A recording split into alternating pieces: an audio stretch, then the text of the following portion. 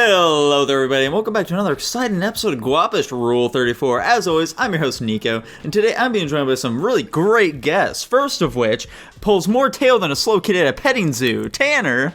Hey, that's me, and I'm gonna be honest, Nico, I'm not sure if that introduction was socially appropriate, let's say. But it just makes sense for you, Tanner. That's the important thing here. Jesus. And for our second guest, he hates Nazis, but not the kind you're thinking of. Jackson. I actually have this big, fluffy cat. Her name's Shimi, and I love her. Fantastic work finally getting Shimi into an episode, Jackson. Now I can put her into the thumbnail for you, dude. There you go. That's good. He's been begging me to do that for years now. Every single time I say, hey, Jackson, I'm not really sure what I should put in the thumbnail for this episode. He's like, you should really put Shimi in there. And I have to tell him, dude, we need to talk about her. If you want to be in the thumbnail, say something about her already. And he finally did, so expect Shimi in there this time, guys. If I bring up my cat, does she get to be in the thumbnail too?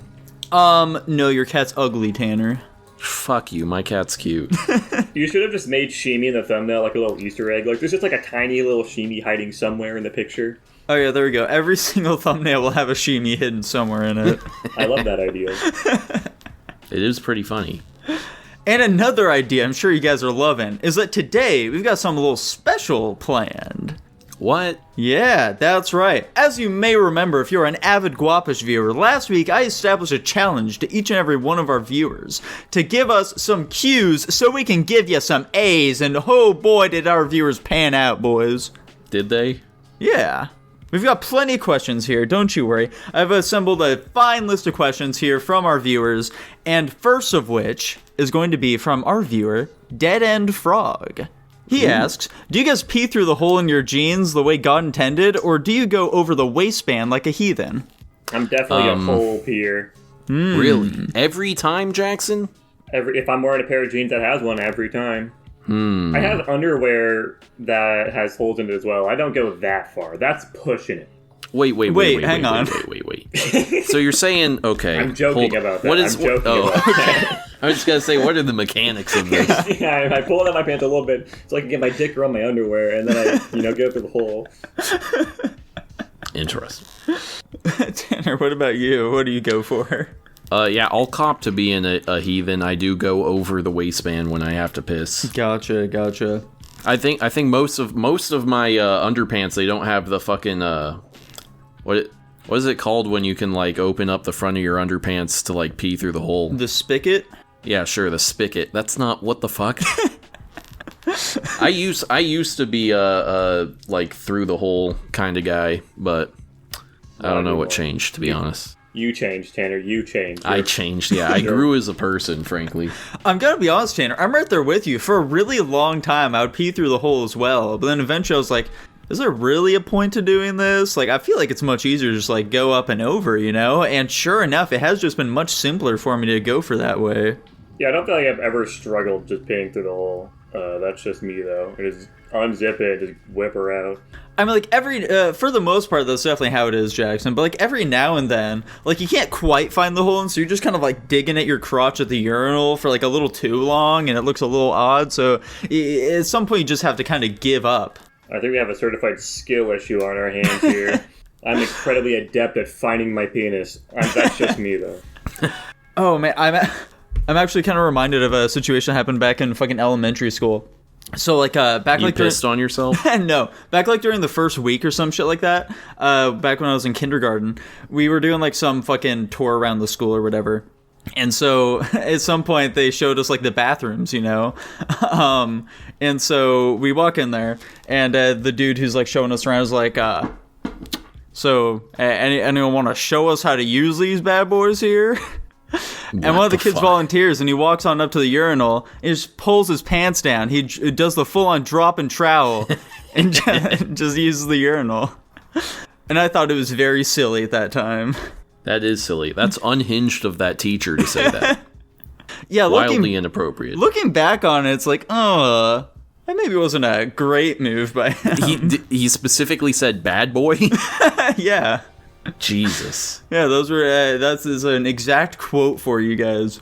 That's horrible. Yeah. I've got a related question. Can I throw it at you guys? Yeah, go for it, yeah. Do you, when you go to the bathroom, Do you always turn the light on? Usually, yeah. I actually do have like a night light in my bathroom though, just to make it easy to like get in there during the night, and so I don't have to turn on the light and like blind myself when it's real late, and like, you know, kind of wake myself up a bit more. It's just much more convenient, you know. Nico's also forgetting the fact that he has a fucking skylight, so like I'm not attributing that to the nighttime thing, but like why the fuck would you ever turn on your light during the day? It's always so bright in your room. Yeah, I generally don't need to turn it on unless it's like, you know, real dark and I'm not quite tired yet. Oh, that's fair enough. Oh, yeah. Like, every time I walk in your room, it's like it's super fucking bright in the bathroom. Yeah, no, I definitely do myself. Mostly just because my bathroom is incredibly dark and dingy. Yeah, I'm right there with you, Jackson. It's like at the end of a dark hallway, and there's no windows or anything. There's only 2 lights that work in the bathroom. It's rough in there, man. You're about to live my nightmare here soon. I can't wait. Obviously, it wouldn't be super socially acceptable to, like, you know, just full on drop your pants at the urinal. But would you get in trouble for it as an adult? In trouble? Honestly, I think maybe somebody could, like, do something with public indecency on you, but I don't know if there's anybody that petty. They probably just think you're a fucking weirdo. Honestly, I think it's kind of a power move if you just drop full trow as an adult in a public restroom. Yeah. I don't think anyone's going to do anything. We may need to give that one a shot then. Go on down to the Costco and give her a try. The Costco? Yeah. What? Costco seems like the ideal place to do it. I suppose. Do you guys have a Costco membership? Yes, sir. Hell yeah. We go there like once every 2 weeks or so. Yeah, something like Radical. that. Yeah, it's pretty sweet. I'm a big fan of it. Big fan of the Costco. Yeah. And you know who else is a big fan of the Costco? Our second questionnaire here. Kermit the Dog asks, what are your roles on the channel? Love your guys' banter. Keep up the great work. Wasn't that the same guy as the last one? No, the last one was Dead End Frog. This was Kermit the Dog. Okay. Yeah. Spelled Interesting. Eerily similar. Yeah. He posted in r/frogs, by the way. Yeah. So what are our roles here, boys? I mean, Jackson is pretty clearly our, you know, engineer, I suppose, or programmer or whatever. I'm the nerd of the team. Yeah, he's the guy who takes care of all the fucking shit with the website and all that kind of stuff. I'm our primary editor. I also do a lot of the art assets and all that kind of stuff. Yeah, you're definitely our artist. Now that I'm gonna be back to having my PC and on my laptop, I can be the editor again. Holy smokes. Prepare for the quality to drop once again, everybody. No. Yes, absolutely. You also go out there and wheel and deal a little bit, you know? Yeah, I do a bit. I probably will do that a lot more once I'm settled. Yeah. You do some administrative work. Yeah. All right, how about Dylan? He's a guest on the podcast. Yeah. He's color commentary. He's here every now and then. No offense, Dylan, we love you, but you don't really have a defined role, and that's okay. Yeah. Sometimes it's just all you are, you know? You're the company DJ. You, whenever we have the bot in the call, because we definitely do that all. Yeah, totally. Alrighty, Welly4907 asks, why did you guys abandon your personal channels? We're lazy. Look, dude, I'm working on it, okay? In the words of Christian, I'm working on it, okay? Like, it'll be out when it's out. Every now and then I get a little closer with the script being finished. I'm still working on stuff here and there, okay? Yeah, shockingly, this shit actually is hard work. Yeah. Yeah, it is a lot of work running a YouTube channel. Except for my YouTube channel, which actually wasn't that much work. It was just a fucking Minecraft YouTube channel with very minimal editing. The problem with that is it's like a two-parter why I quit making videos. One, because I'm lazy as fuck. That's the major reason.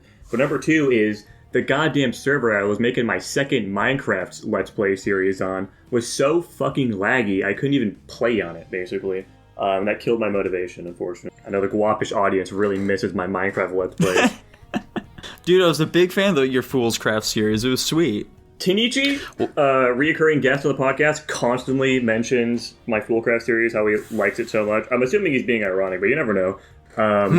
And he's like constantly asking me for a link to the unlisted playlist.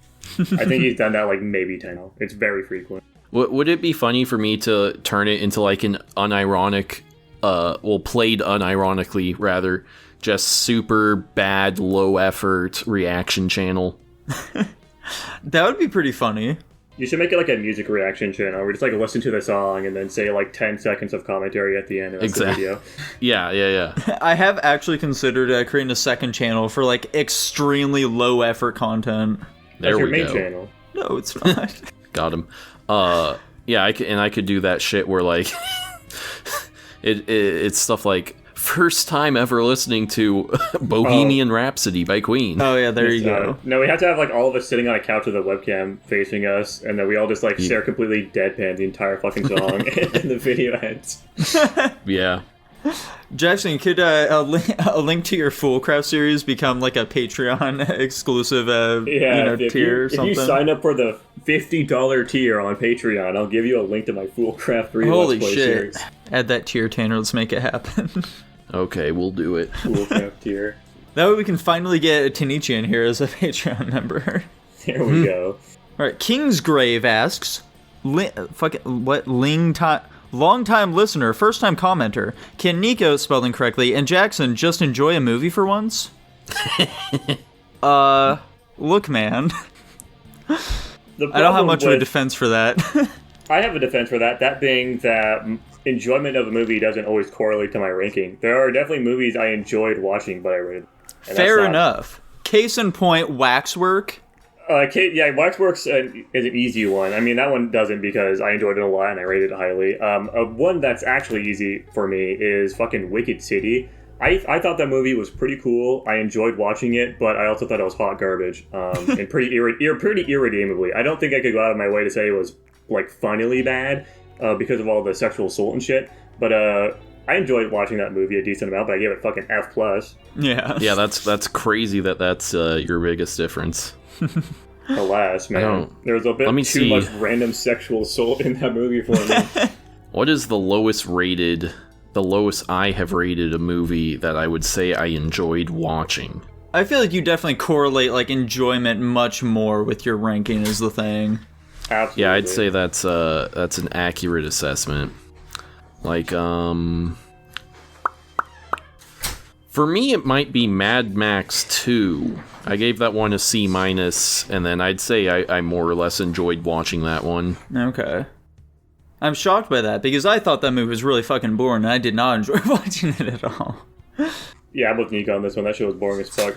Yeah, that movie sucked. I think it was more of a vibe thing for me. Maybe. Michael Mushington asks, is Dylan actually in a pyramid scheme, and if so, should we be worried? Technically speaking, he's not in a pyramid scheme. He's in a multi-level marketing company, but they're basically the same thing. Yeah. They're like modern As for whether we pyramids. should be worried, I suppose technically the answer is no, in that it doesn't directly affect us. But yes, because he's our friend and we want him to be financially stable. Yeah, we're allowed to have concern for our fellow man. Yeah, exactly. Could we just like tie Dylan to a chair and leave him in the garage for 3 months, and then maybe his brain will deprogram from wanting to be in this fucking multi-level marketing scam? I think they kick him out of it because they didn't buy their shit in too long. Ooh, Yeah, probably. Wait. That's a good idea. We should look up their like internal guidelines or something and see what we can like frame him for that'll get him thrown out of that company. Oh, there we go. Zeondia4607 asks, you guys are hacks, that's not a question. Thanks. But also true, like... Yeah, no, I agree. Daniel McDancl1250 asks, best Scholastic Book Fair haul. I'm pretty... I'm gonna answer first because this one is important to me. That being that I bought Ultimo, the manga Ultimo, originally from a Scholastic Book Fair. I'm pretty sure I got the first 2 volumes of that shit. And I think that was like really the manga that got me into reading manga. After that, my parents bought me Naruto and Bleach and all this shit. And I definitely have sculpted a lot of my life around that type of content at this point, unfortunately. So yeah, absolutely that. My favorite book that I got from the Scholastic Book Fair was Cryptid Hunter. It was basically a novel version of the Secret Saturdays, and I'm not even clear on how many differences there are between the two. Yeah, I definitely wasn't super frequently attending those Scholastic Book Fairs because I grew up poor. But I do recall probably my favorite thing I ever got from one of them was the Diary of a Wimpy Kid Do-It-Yourself book. You know what? I'm like thinking about it now, I'm pretty sure I bought one of those, like, dragon books. You know, like the Egypt and the dragon books. Those, like, massive ones where they're, like, you know, they got, like, the page-turning animations and stuff in them. Yeah. From the Scholastic Book Fairs. I don't know if I put that over Ultimo, but those are pretty sweet. Guys, what would it take for us to start doing book reviews?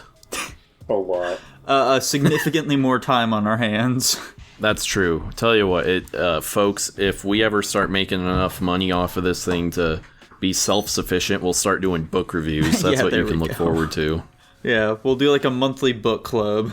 There you go. And the first one we'll read is Cryptid Hunters by Roland Smith. Start picking like children's books. Wait, no, hold on a second. Now, this is an idea, actually. This week we're A reading monthly Sam book I club, Am. but we only read, like, children's books. What do you guys think of the existential themes in No David? Uh-huh. I love it. Jarl Balgroof asks, really enjoyed the episodes where you guys go into your love history and sexual porn exploits, but I want to know, what was your first kiss? This guy's a fucking pervert. Yeah, seriously, what's his problem? Have we not talked about our first kiss? I don't know. I feel like it would have come up in the Valentine's Day episode, right? I feel like it would have as well. I don't think we talked about that, though. Maybe. I'm trying to recall. Like a first actual kiss? Yeah. Like kissed, like mouth-to-mouth kiss? Yeah, exactly. Mouth to mouth. I'm pretty sure fuck, it wasn't. God damn it. I'm gonna retcon my own history and say my first kiss was with the first girl I ever went on a date with, which was a they-them goth girl. Gotcha. Now, how about the real one? Fuck. The real one was with the first girl I ever had sex with, which was, god damn it, she was fat and ugly. That's sad, dude. I'm sorry to hear it. Podcast episode. Jackson, how about you, dude? Oh, frankly, I'm living up to my name as the nerd of the group, the tech guy anime weeb dude, because I've never had a kiss mouth-to-mouth. Hot damn. What? You've had sex, but you've never had a mouth-to-mouth kiss? No, I'm a virgin. What are you talking about? What? Yeah, Jax actually lied on that sex episode. lied? He's never actually had sex before. He's a virgin. Gotcha, okay. Yeah, he has yet for someone to pick his flower. True. That's such a gross term. I don't like that at all. I think we've had this discussion before, the pick a flower term. Yeah, we have. We've discussed that. We've also discussed how deflowering is just a deeply disturbing way to refer to having sex. Well, that's like taking somebody's virginity, right? Yeah. Yeah, as for me, I actually lost my first kiss in a game of Spin the Bottle. Wow, aren't you popular? Yeah. It was when I was 18 after graduating from high school, and I was hanging out at a party with a bunch of high schoolers. Huh. How old was the girl, Nico? She was 17. Yeah, so everyone was aware that I'd never kissed anyone before. And so, like, you know, we were playing the game, and I was like, no, I don't want to participate. I don't want to, like, you know, kiss someone like this. And they were talking about, like, Wait, hold on. Uh-huh. Can I get one clarifying question before you finish the story? Were you 18 and still in high school, or had you been graduated at this point? No, this was, like, during the summer, after we graduated. Okay. It's not as creepy as it sounds, don't worry. Fresh No, out don't of worry. middle school, honey. You're good. Yeah, of course. There's nothing strange about this situation. So yeah, eventually I was like, you know, fuck it, whatever. I'm just gonna like go for it. I'll get into the game. Why not? And so the first girl who I ended up kissing was in fact the girl who I later went on to date for several years. Whoa. Yeah. Lame. I kissed some random girl on a camping site on the cheek before. Does that count? Yeah, sure. Why not? There we go. JM Kaiser 33 asks, please say the N-word. That's not a question. Next question. I will say, hold on. I said it out loud for the first time this last week. What? I was Really? quoting someone else. I was quoting someone else who had said it. What was the context here? There was no context. What? I just wanted to. Nah, the context. So He just said hang on, I'm quoting like a famous rapper. No. So I started dating someone out here, and we were in her car, and I was we were having relations, if you will. And then someone pulls up right next to us, and it was two of my coworkers. One of them gets out of the car, and then Jess, very loudly says the N-word with zero context, like hard R and everything. Yeah. And yeah, that was just very funny, I guess. Mind you, this girl is black, so... I was gonna ask that question. Yeah. She gave you the pass? She did not give me the pass. She gave him a very strange look and then gave him the cold shoulder. She shut them legs Well, real she didn't quick. know they were my coworkers. Oh, okay. I didn't know at the time either. Oh, okay. In fact, it was one of my roommates. I was in there, I was in the room with him, and, no, later on, it was like 2 nights later, we were in her car, and he walked past us, and she said, "Oh, that's the guy from the other night." I'm like, "Oh, that's my roommate." And then I confront him later that night. I'm like, "Dude, 2 nights ago, did you and what's his face? Did you get out of your car and then just loudly say the N-word for no reason?" He's like, "Oh yeah, shit." That's pretty silly. So since you've already said it, why not just rip the Band-Aid off here, Tanner? Get a Guapish first. I don't. Oh boy, that would be a Guapish first. Yeah. I don't really want to though. Okay, that's fair. Tanichi's probably said it before on podcast. He wouldn't have said the hard R on the podcast though. You would be surprised. Oh really? Does he say it a lot? I can't even think of Tanichi saying it. Relatively often, especially a lot more in recent men. Gotcha, Hard R okay. all the time, specifically. Do you think he only does it around you to be like performative? I have no idea. I would assume... Okay. Can you go ahead and quote him real quick here, Jackson? Thanks for taking one for the team for us there, Jackson. Don't worry, I'll be sure to bleep it out later. Pixel Suryu 5305 asks, "Hey guys, love the pod. Who are your guys' heroes?"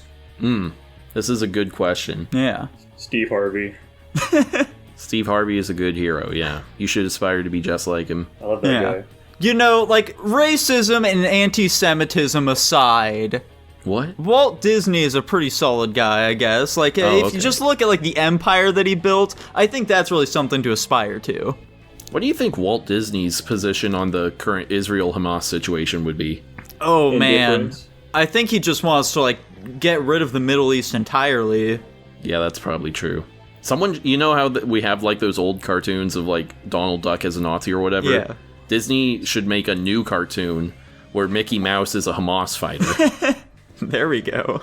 I don't know. I feel like Goofy would be the Hamas. No, Goofy can't be a Hamas fighter because Muslims don't like dogs. Oh. Maybe that's the dramatic irony of it, though.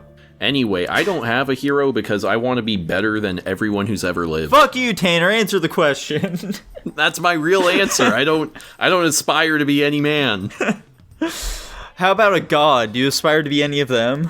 Yeah, sure. I aspire to be like Vishnu. There we go. That's a pretty solid one. Joseph Helder asks, "Does Dylan know what S tier means?" No. I don't think It he means does. he really likes the movie, okay? Yeah, that's what that The problem, means. we all rate our movies very subjectively, so to give him some credit, he still doesn't know what it means, but maybe he knows what it means in his mind. Yeah. Yeah. He could give us his own definition. He's not here, though, because he didn't want to be held accountable to our viewers. Exactly. True. 11 Kravitz asks, "Less of a question, more of a suggestion." We're not answering it then. You have to ask a question, you piece of shit. Fuck you. Ranger Crockett asks, "If you were to all become a big Frankenstein monster, what parts of each of you would get used?" We're definitely taking my shoulders. I'm just gonna... I mean, I feel like we should just... Man.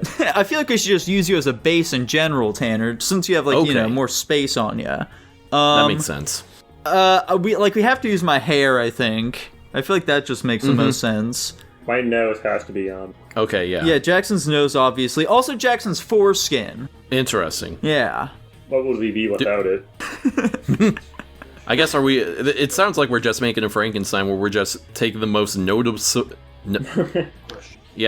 features any of us have. My question is, do we get Nico's or my eyebrows? I don't know what your eyebrows look like off the top of my head. Yeah, me either. I feel like I've just gotten, the most compliments on my eyebrows, you know?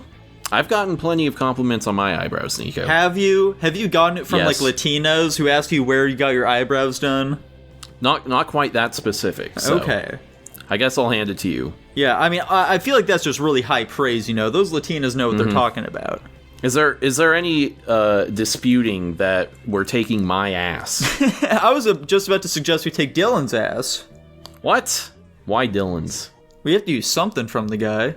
We can use Dylan's fucking arms and ears. Oh, there we go. I feel Also, like... Nico, we're taking your chest hair. God damn it, dude. All right, this is the big question, though. Whose dick are we taking? Well, we're taking your foreskin. Yeah, what are And we so we're gonna have to put onto attaching it someone's to? dick. Should we go for whoever has the biggest one? Yeah, but how are we gonna figure that out? All right, turn on the webcams, boys. Well, to our knowledge, what's on the record so far, Tanner, it sounds as though you have the largest schlong of all of us. However, I will say in the past, when I've told Dylan how big your penis is, he responded with, and I quote, "That's it?" Yeah. But also, Dylan doesn't understand how to use tone when, communicating in English. So, I don't know how much we can trust that. Okay. I feel like Dylan's the type of guy that packs some heat, though. I feel I inclined to actually believe kind him. of agree. Alright, Dylan, you hear right now, dude, we're using your penis. I feel like Dylan also has the strongest heart of all of us. Okay. I think I have the weakest. I have part. the strongest stomach by far. Yeah, I'd say so. After all you've put that thing through, Oh, yeah. I ate a gallon of Dr. Pepper flavored ice cream the other week. Jesus. Yeah. Yeah, we're definitely Why? using that thing then. And I feel like that's pretty solid. I feel like that's a great amalgamation we've got going there. Oh, can we use my feet? I mean, why? I got the biggest feet. Also, I have very symmetrical toes. Do you want big feet? I've got pretty big feet too, and guess what, dude? I've got a toe that's crooked on every foot. Ain't that fun? Jackson's feet do look pretty fucked up. Okay. I don't care too much for the feet. Sure, we can use yours. Why not, Tanner? Okay, gotcha. Well, it's a perfect Frankenstein. Yeah. The Dave Zone asks, what kind of music and shows are you guys into right now? I've been making my way through Naruto Shippuden. Oh, how's that been going? It's pretty good. I've been using a thing that tells me what episodes are filler, so I've been skipping a lot of what I assume is horseshit. Gotcha. You never know, man. There could be some diamonds in the rough in there. Yeah, well, I can always go back, True enough. Whenever you get that Naruto itch. How about music? I listen to so many podcasts, I'm actually not listening to a ton of music. I'm like 2 weeks behind on my podcast, so whenever I go to the gym, I'm pretty much exclusively listening to those to try and keep up. Music-wise, my tastes haven't changed much recently. I'm still listening to a lot of Viking metal and power metal. Gotcha. Sounds pretty gay to me. So for my shit, I just finished a show called The Life and Times of Tim. It was really I good. feel like I've heard of that. I enjoyed it a ton. It's a animated, adult fucking show or whatever, adult comedy. It reminds me a lot of the humor of Smiling Friends and fucking home movies. So if you enjoy like that sort of like awkward humor at all, I would highly recommend checking it out. It's really good. As far as music, I've been listening to a ton of Will Wood recently. I discovered him a few months ago, and I enjoy him a lot. Will Wood's music has a super grandiose feel to it, almost like it's a musical or something like that. So some of the songs will be like fucking like rock. You'll have a doo-wop song. You'll have just like a sort of like very soft melody sometimes. It's really cool. I enjoy it a lot. Most of the songs tackle these things of like the human condition and stuff like that, and they have like these really clever lyrics interspersed throughout them, and not in like a super like fucking like smug, like, oh look at how smart I am kind of way. It's like it's actually intelligently written, which I think is very difficult to do, but he manages it really well. What song of his should I listen to, Nico? Go with, let me see here. Since you enjoy like yourself some metal, Tanner, this is gonna sound like when you initially start listening to it, it's going to seem like a really weird recommendation, but I guess Suburbia Overture would be a good one to start with. Suburbia Overture. Yeah. Okay. That should be a really good like introduction to his musical stylings. Is this on YouTube or on Spotify? Either one. Okay. I'm sure it's music or YouTube. I usually listen on Spotify. I don't know why I defaulted to I don't know why YouTube. either. His music's definitely on Spotify. That's where I listen to it. Fantastic. What about you, Jackson? What have you been into recently? Because of Plex, I've just been downloading a shit ton of like nostalgia shows or shows I've wanted to watch for a while but had no reason to. And of course, because of that, I've got shit tons of stuff downloaded and I'm not watching any of it. Except I have attempted to start watching Shinsekai Yori, which is like a mystery drama series, which is pretty good so far. I'm enjoying it. I'm not super far into it, but it's supposed to be really highly rated. And as for music, kind of just like normal shit that I normally listen to, like fucking J-pop and stuff. I guess the biggest artist I'm listening to right now is U2P, who does like metal Vocaloid. That sounds kind of interesting. Yeah. It's pretty cool. It's weird hearing Vocaloid people scream, but you know what? I like it. I enjoyed it a lot, obviously. He had a new album come out recently. I've been binge watching it, or binge listening to it. Yeah. That's a really great line out of context, by the way. Dormal Dan asks, not that it's gay, but what movies made you cry? Overall, or just on what we've ranked so far? Yeah, I guess should we just like go over the ones like that we've ranked? I don't think I've ever cried at a movie. Just like in general? I don't believe so. You're cold-hearted, Tanner. I truly am. I maybe cried when I watched World War Z in theaters, but that's because my parents were getting divorced at the same time I watched it, so... The themes of family I've really told got that to story you. before. Yeah, I guess for me, if we're going off just like the movies that we've ranked, then I think the only one would be the fucking Demon Slayer movie. Solid choice. Yeah. At the... Was it... I guess it would have been the scene when the Flame Hashira was getting killed. I cried a couple of times during it. I believe that was one... Maybe that was one of them. I think that may have been one of them. But another one was when, like, Tanjiro was fucking talking to his little brother who was, like, chasing after him, telling him not to go or something like that. Oh, yeah. I remember that scene. Yeah. I feel like I cried in theaters during that movie, but I can't remember. It's been so long. Yeah.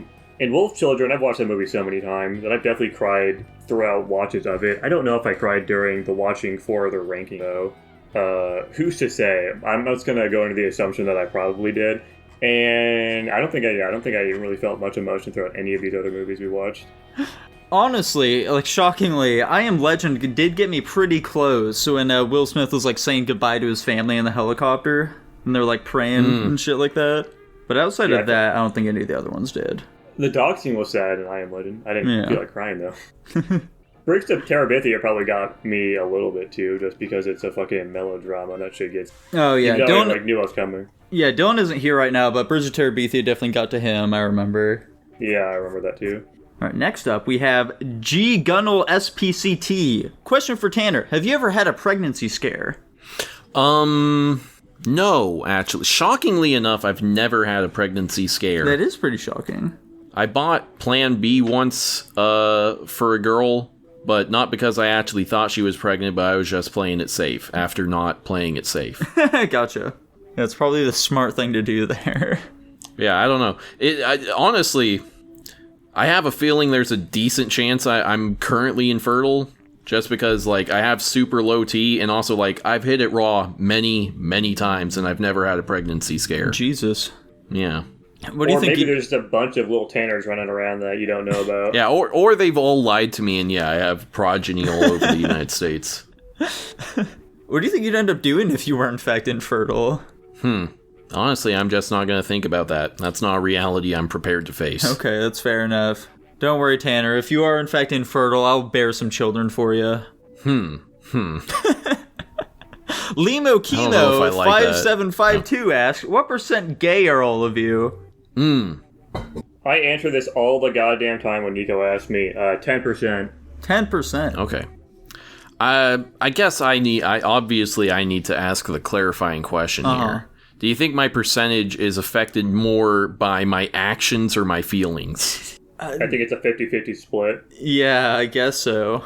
Okay, then I'm probably... Well, I guess I'll just say 50-50 then. Okay.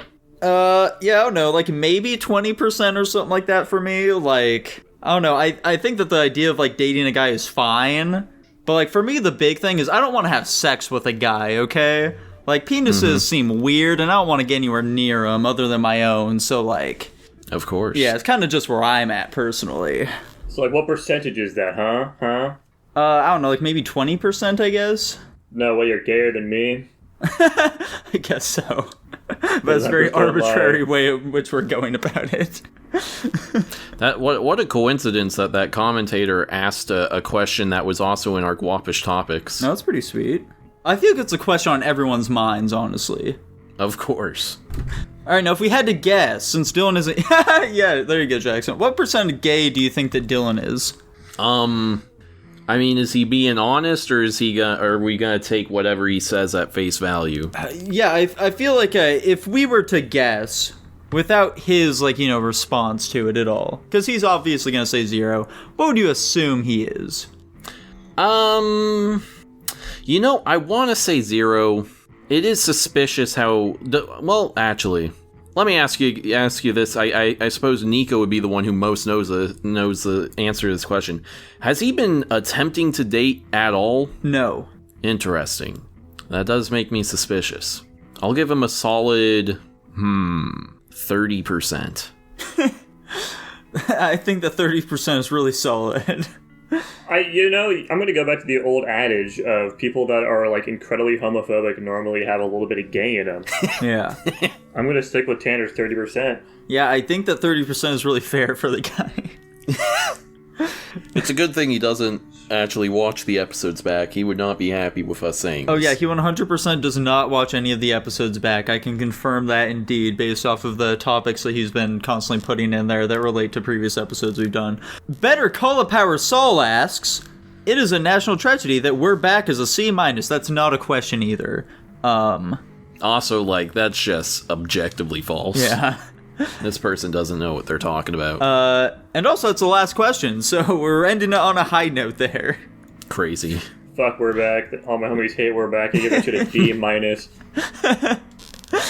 So there we go. Thank you all for your questions, those who commented. If you have any more questions, feel free to ask them down in the comments, and we will not answer them. You missed your window. Fuck you. And with that, guys, I think it's time for us to get on to our favorite segment here over at the old G-Bosh, Guapish at the Movies. Guapish at the movies.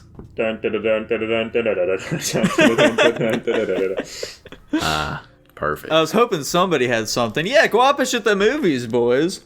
That's crazy. Nico, what did we watch this week? This week, we watched some fantastic films, I must say. Some really stellar ones, just top to bottom. I don't think that we have a single miss in sight here. First of which is going to be a Patreon film, which is recommended by our Patreon member, Hunter Nikolai. We Bought a Zoo. We bought a zoo. We bought a zoo. Jackson, would you like to tell people about how you bought a zoo? Yeah, I actually am the actor that they were portraying in this movie. This is based off a real story. This is actually me 5 years ago when I was getting real adventurous with my my tuition funds. So basically, this is a single dad. The wife died.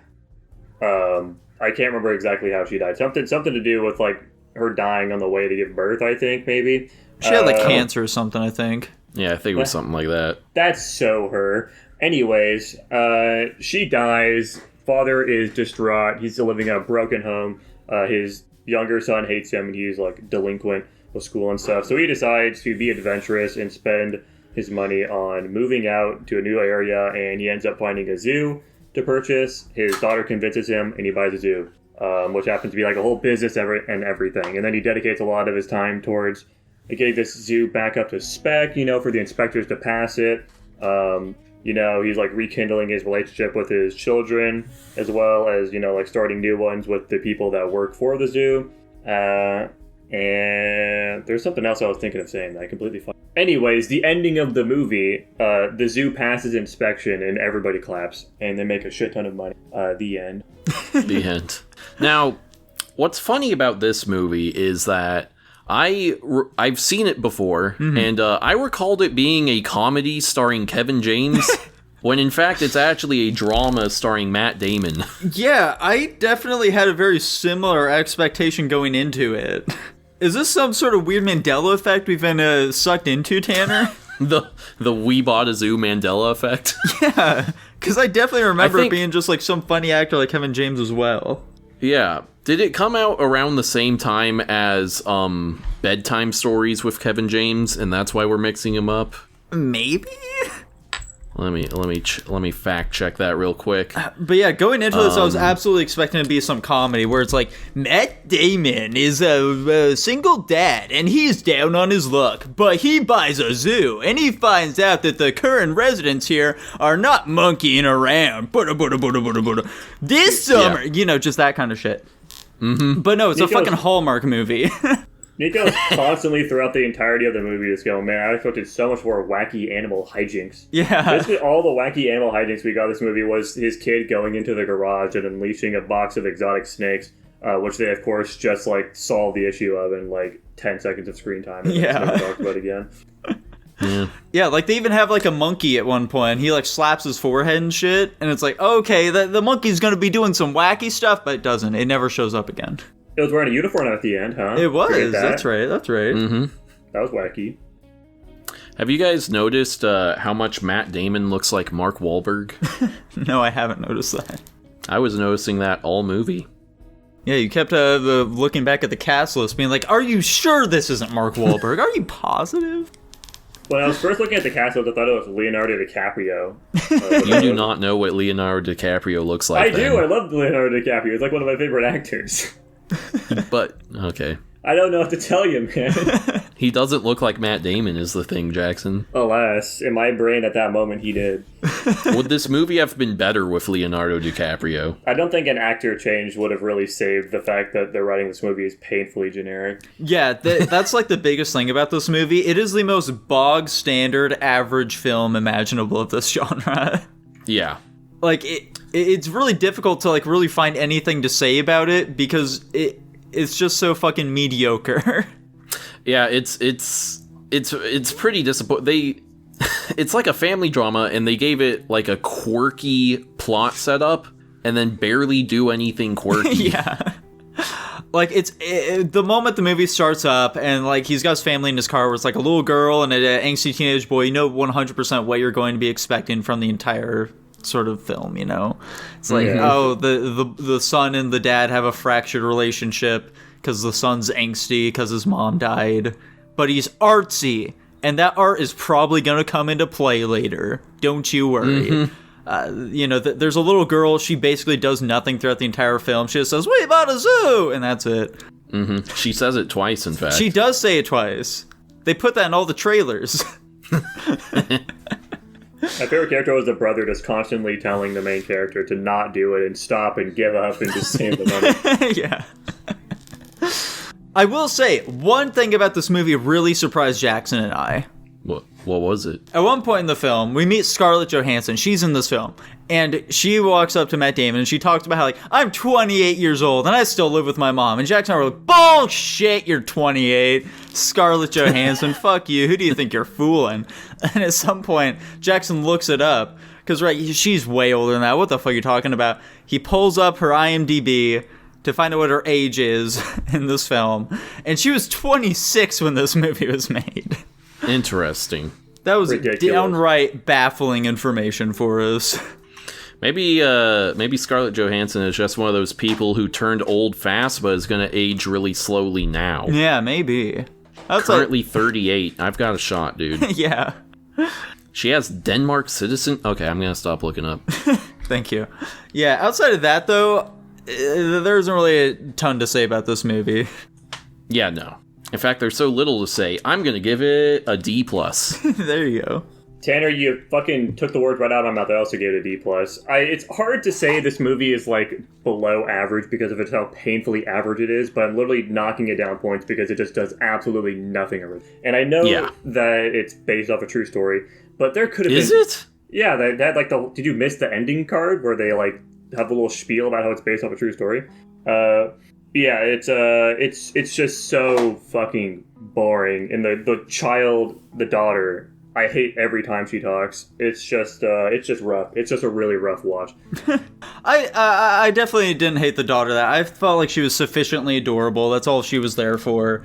She basically did nothing else throughout the entire film. But I struggled to make it go as low as you guys did because, again, this is just like a really average movie. So I want to put in, like, you know, pretty much like right down the middle. However, this movie is also fucking 2.5 hours long. It does not justify that length whatsoever.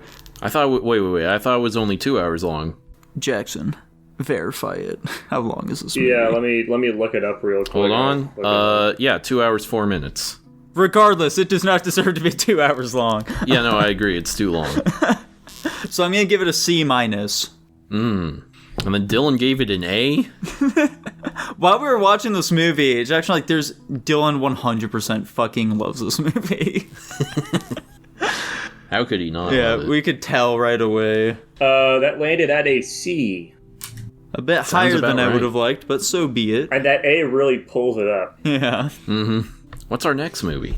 The next movie was Tanner's pick of the week, An American Werewolf in London. An American Werewolf in London. We join two young American boys, just virile and spry, trekking their way across England, and they end up in a spooky, creepy bar where the people are kind of weird, and then they get spooked off and they're walking around outside, and then they get attacked by some sort of a beast. And one of the friends is horrifically mauled, the other one runs away at first and then turns around and accomplishes nothing. And then he wakes up in the hospital. And he starts hallucinating his dead friend. His dead friend's talking to him. He's like, dude, you're going to turn into a fucking werewolf. It's not good. And he's like, that sounds a bit far-fetched, my hallucination of my dead friend. And then he turns into a werewolf and he kills a bunch of people. And then stuff happens. He falls in love with a nurse. He turns into a werewolf again and kills some more people. And then he gets killed. And then it kind of ends. I think the costumes. My brain was like trying to combine the word outfit and costumes there together. Were pretty good. I think they did a good job. I like movies from this era because they do all like the really grotesque practical effects, and stuff with the designs. The transformation sequence in this film, I think, is the real standout portion of it. Oh yeah, for sure. That was fucking stellar. Yeah, as for the rest of it, though, they had a lot more sex in this movie than I was expecting, now didn't they? Well, there was like one sex scene. What do you mean? And that's a lot more than I was expecting from a werewolf They movie. also watched people fucking in the porno theater. Yeah. Oh, yeah. You're right. They're just getting it on 24/7 throughout this film, man. Yeah, so... the standout parts of this film are that transformation scene, the creature effects... Somewhat. I felt like the ending rampage, he looked pretty doofy. Yeah. He really looked like a man in a fursuit walking around on all fours. That looked kind of bad, but the transformation scene was awesome. And then I thought the scenes where he's talking to his dead friend and he's like increasingly decomposing, that was cool as fuck, and I actually found that super interesting. I absolutely agree. Yeah, I think that was my favorite part of this film. I definitely like the idea of like every time he fucking kills somebody, he just like sees them now, and they're like speaking to him, telling him, "Hey, dude, you should kill yourself now." Yeah, we want to be free of this, which I think that's a really unique idea. I'm sure that there are plenty of stories where like I see all the men I killed and shit like that, but we don't really get that visualized often, and so I really appreciated that part of the film. Yeah, that's a super interesting aspect that I don't think really played into the plot all that much. Yeah. Like, the fact that it does end where he just kind of rampages one last time and then gets shot to death, that was so anticlimactic. Holy shit. Very anticlimactic, yeah. It would have been much more interesting if he does, like, kill himself. Yeah.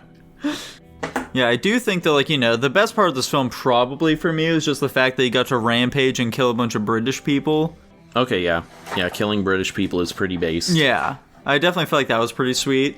Going into this film, I didn't know anything about it other than the title. I kind of assumed that it was an American dude who already was a werewolf and was, like, aware of it, and he was just kind of on vacation. Yeah. And then something went wrong and he went on a rampage. I didn't realize it was, like, an American dude who gets turned into a werewolf there, and then things go wrong. Yeah.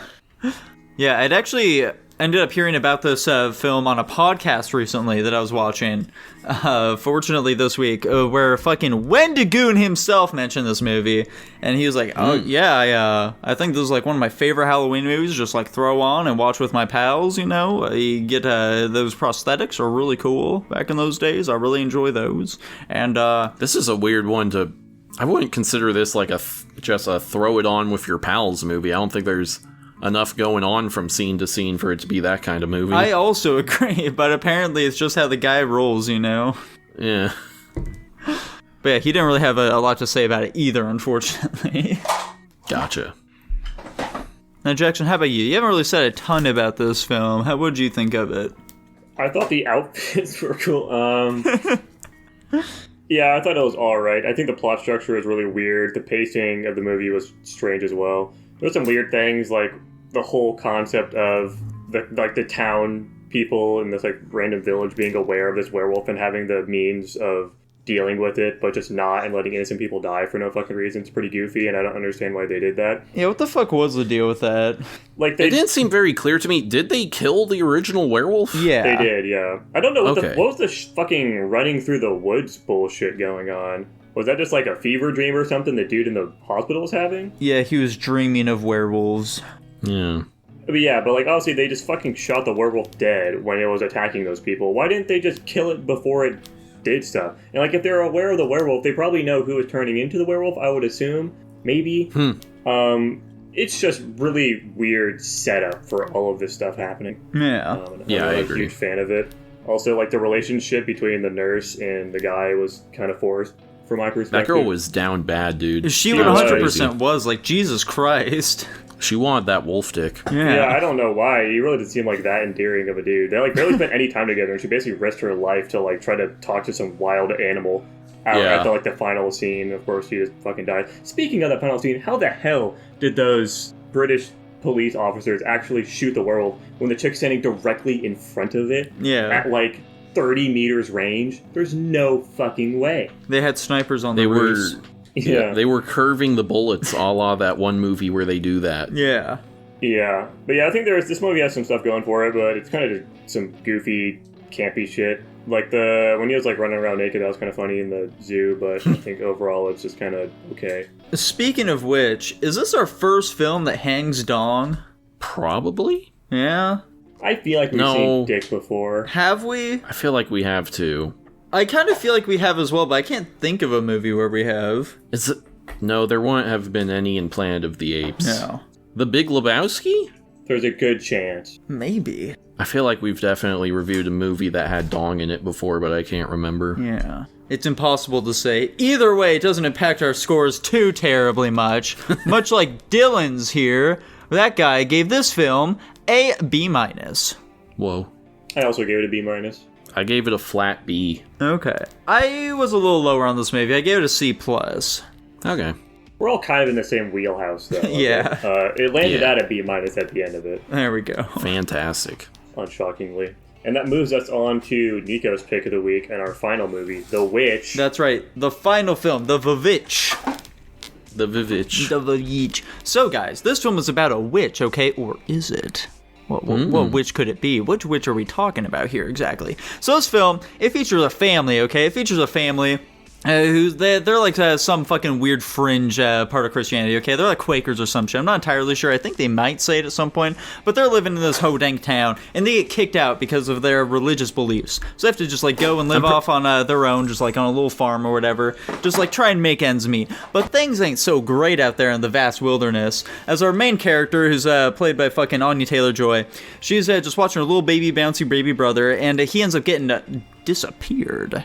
Now, initially, the family's like, well, maybe it was just like a wolf or something, because the father saw like some wolf tracks or some shit. But we immediately see that he's getting ground up and cooked into some porridge by a witch who's just smothering that baby all over her skin. And as the film progresses, we just get the eerie feeling that there just ain't something right in these woods. As the family slowly starts to like get real paranoid and accusing each other of being witches and shit. And slowly, these supernatural elements are creeping more and more into their lives as children start dying, twins start screaming at goats, and eventually the father ends up being destroyed underneath all of his wood that he's stacked up. And then, our main character, Anya Taylor-Joy, she decides, you know what? Fuck this, I'm gonna become a witch myself, and she does. The end. This movie was alright. Yeah, so before thought- Tanner, you said that, like, oh, I've heard that this movie's really scary. I had heard from people that they really liked this movie and thought it was really scary. And then I watch it, I'm like, this movie is pretty mid, and it's not scary at all. I definitely don't think it's scary at all, but I would not go as far as to say it's mid. It builds up a very, claustrophobic atmosphere pretty quickly. And It does just atmosphere very well. pretty much I'll the grant you entire that. time, it's just like kind of like on edge and just waiting for something to go wrong, because it feels like at any moment something really bad could happen.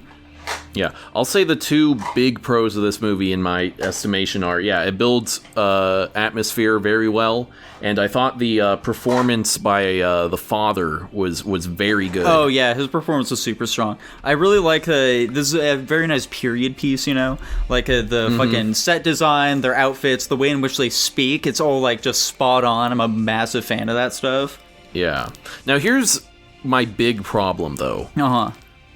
I don't understand witches at all. Yeah. I have absolutely zero context for why the witch is doing any of this. And since this movie is only an hour and a half long, they very easily could have done... So, like, for example, they bring the kid back and he's been possessed or something? And the mom says, "Oh, it looks like witchcraft, doesn't it?" From that very line, I feel like we could have then just established, okay, the wife kinda knows, like, rumors about how witches work, and then you could have thrown in 2 or 3 sentences of, oh, witches are, like, after this, or they're motivated by this, or something. Like, give me, as the audience member, something that makes me understand why anything that is happening in the movie is happening. I mean, also, the point of the movie is that it's not really like telling you anything; it's leaving a lot up to interpretation. Yeah, exactly. Because like a lot of this stuff, it's like it's kind of just like it's a folk tale, you know. They're kind of just like these sort of like sayings and stuff like that. They get passed around a lot. So what exactly this is happening isn't going to be entirely clear. It'll just kind of be like some little things that they've heard that have been passed on through word of mouth and stuff like that as to what exactly is going on here. Okay. Fun little detail I saw about this movie is apparently throughout the entire movie their corn has like mold growing on it. Yeah. And like it just gets like progressively worse as it goes on. So like there's a lot of like subtle things with this movie that I didn't really like catch when I first watched through. Like with that, for example, you could totally explain the fact that they're all just going crazy and none of it's even happened at all. They're just going crazy because they're fucking eating a bunch of mold. Or like being around it. Also, I don't even know if like necessarily witches are even like the point of this movie. You could also totally just interpret it as like the devil possessing this goat as like the whole bad guy, and the witches are just kind of like there doing their own fucking thing. Yeah, there are a lot of ways in which you can interpret the events throughout this entire film. Because, like, you know, the twins are very obviously some nefarious little beings, you know. They've been corrupted by the devil himself and are speaking to that Black Phillip, that goat, that dang old goat there. And one of the things... they do, like, hint at, like, the family sins and stuff like that, being why they're being, like, you know, sort of, like, torn down and shit like this. They kind of hit it, like, pretty on the nose with the father specifically, as he's talking about, like, his pride being his downfall and stuff like that. As we see, it's like, you know, his fucking beliefs and stuff like that, not wanting to, like, conform to society and the general, like, town and stuff like that, or why his family's gotten into this entire mess. Just because, like, you know, he wants them to have their own beliefs, but at the same time, he is entirely inept from being able to actually take care of them at all. Like, they're not able to grow anything. He's a terrible hunter. He's not able to get any food for them. The only thing he's capable of doing is chopping wood, and eventually that ends up being, like, what kills him, you know? You also got the wife who is, like, not helping at all. She even, like, described it herself. She's going fucking crazy because her kid died. Yeah. But she's literally more on the line of selling their fucking daughter to some family than selling their fucking father's cup. Yeah. Which is crazy. Yeah, it's a pretty fucked up familial situation, I'm gonna be... Yeah, I guess that's one way of putting it. Their house looks very cozy, though. Yeah. And, you know, aside from, like, just the father, we do see, like, the son, for example. Like, he's getting a little, he's wanting to get a little frisky with his sister, you know? He's starting to get to that age. He's getting real curious. He wants to explore his, like, lustful side a little bit, and that ends up being, like, his downfall as he sees a hot young witch who he wants to get a little poo-tang action from, who ends up, you know, possessing him or some shit and killing him. Yeah, his speech was really weird at the end, too, because it was like he was fucking, like, confessing his love to Jesus, which was weird as shit to watch and very unsettling. Now, we know you love Jesus, but it's really starting to sound like you're in love with Jesus. Yeah, which I guess ties into, like, the lust thing.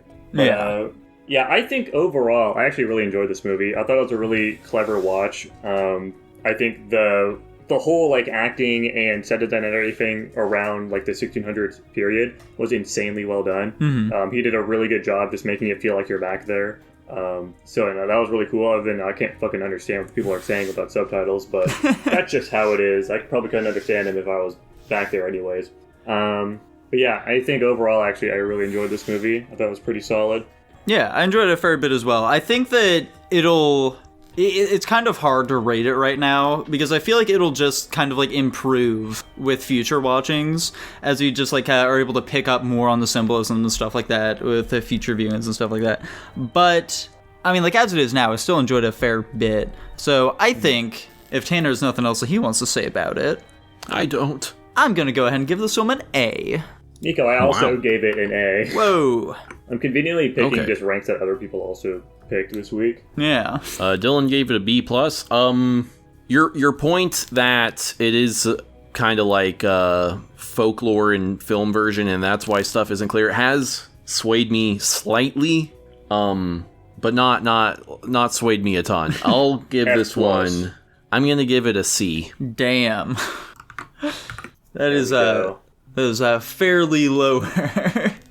Yeah, it sounds like it's one of my reoccurring problems where I'm too stupid to understand symbolism. Yeah. So if this movie is heavily reliant on symbolism for thinking it's good, then I'm not gonna get it. It is what it is. Yeah, I mean, like there are a lot of like ties to the Garden of Eden and stuff like that. If you like really try and look for it, and the what? Yeah. Anyway, that put that shit at a B+, our most common rank. B+, baby. Fantastic. With the other 40 movies not ranking. And I guess that goes into us picking our movies. Let me roll that Patreon real quick. Roll that sir. Patreon. We've got RoboCop. This movie, it took so long for this to get picked because it got picked a while ago. That was my first ever request, I think. Yeah, it got picked a long ass time ago, but the bot bugged out.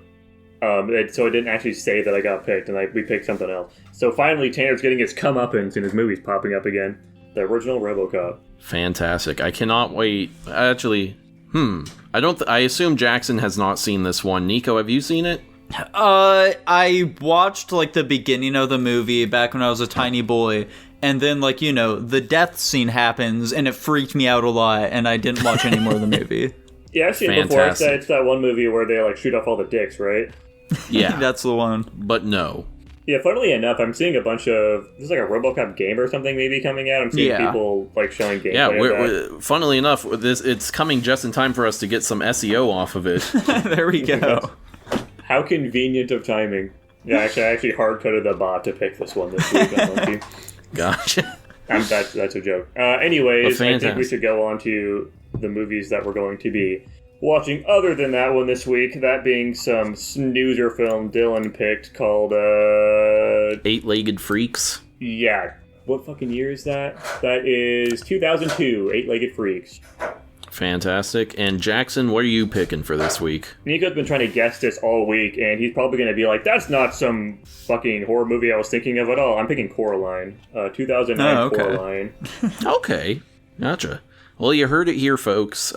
This week, we are going to be watching RoboCop, Eight-Legged Freaks, and Coraline. I'm already scared, dude. I'm shivering my timbers. Mm-hmm. And I'm shivering my timbers so much that I can't even talk about the Patreon. Tanner, you think you can take it for me? That's right, everyone. If you go over to patreon.com/Guapish, for only $1 a month, you get access to the pre-Guap show, as well as early access to every single episode, and you can even get in our Discord, which allows you to request your own movies and topics of us, and you get 500 slime coins. And then finally, if you subscribe, you get your name read out at the end of every single episode, just like Jackson is about to do. Yes, sir. Check him out, Jackson. Read those patrons. I'd love to read those patrons. Of course, let me full screen this. We've got Raheem Mojawani. We've got Kyler Nikolai. We've got I Am a Cow. Meow, meow, meow, meow. We've got Top Ramen Man. We've got Joshua Bean. We've got Macho Man Retard Savage. Tutbot. Lucas Ledet.